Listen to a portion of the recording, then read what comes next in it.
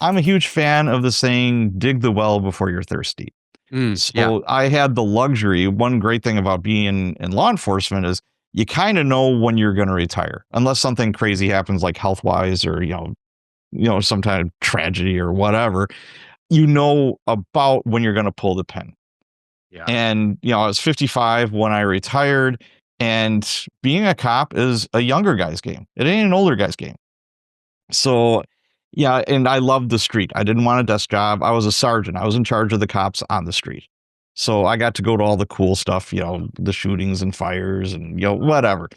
Yeah. So I was super lucky that way. And through a chain of bizarre events, I guess I could say, or something I did not plan whatsoever, I became an author. And I wrote a few books. You accidentally became an author. Yes. You're the first. What happened was like I said, dig the well before you're thirsty. After I hit that 20-year mark, I'm like, now what? I'm not really old enough to, wear really loud Bermuda shorts and leather sandals and, tube socks yet. And I got to do something, both financially and, just to keep rolling here. Yeah. And before I was a cop, I sold cars. I have a bachelor's degree in sociology. My minor was criminal justice, and I had another minor in music. And cool. I did music as well, music ed. Oh yeah, I was going to be a band director. That's what I wanted to do junior high band. How about you? What did you want to teach? High school. I want to do high school. Cool. So one of the things I did, armed with my degree in sociology, was sell cars. I had to pay the bills. And back when I was looking for jobs in law enforcement, the competition was fierce.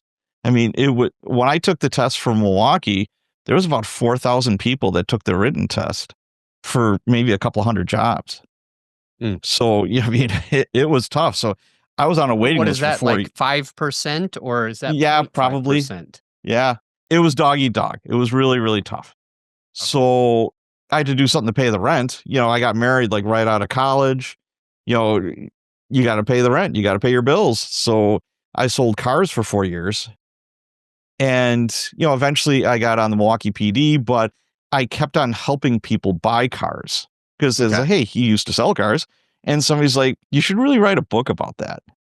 And I'm like, Okay, so this was your first book, and you didn't write it until after you retired, finished with retiring. Okay. Mm-hmm. Okay, so this was a book on how do you buy a car? People to and it was for the consumer. How do you buy? How do you not get gypped? Maybe. Yeah, exactly. Yeah, the title was "I Never Wore Plaid: Insider Secrets from a Former Car Salesperson," and I wrote it under a pen name. It was a glorified PDF. This is back when the advent of Kindle was just kind of kicking off, and you could self-publish. I didn't know you could do that. I thought you had to have a New York agent and go through all the gatekeepers and get like 5 gajillion rejects, rejection letters and, all that kind of stuff. So I'm like, I'm just going to throw it up there. And lo and behold, it actually sold. And I'm like, wow. So I started going to writers' conferences, wrote a few more books. And I'm like, I like this writing thing. This is kind of cool. But if you go to a conference, all the magic is at the happy hour, the bar at the end of the day, whatever, the conversations you have with people, just one-to-one. And inevitably people are, oh, you're that cop guy, right? You're that cop guy. And I'm like, I don't have a t-shirt on saying I am, but yeah, I guess. And they eventually started asking me questions. They're just like, hey, would you need a warrant for this? Would this really happen? Would this gun do this?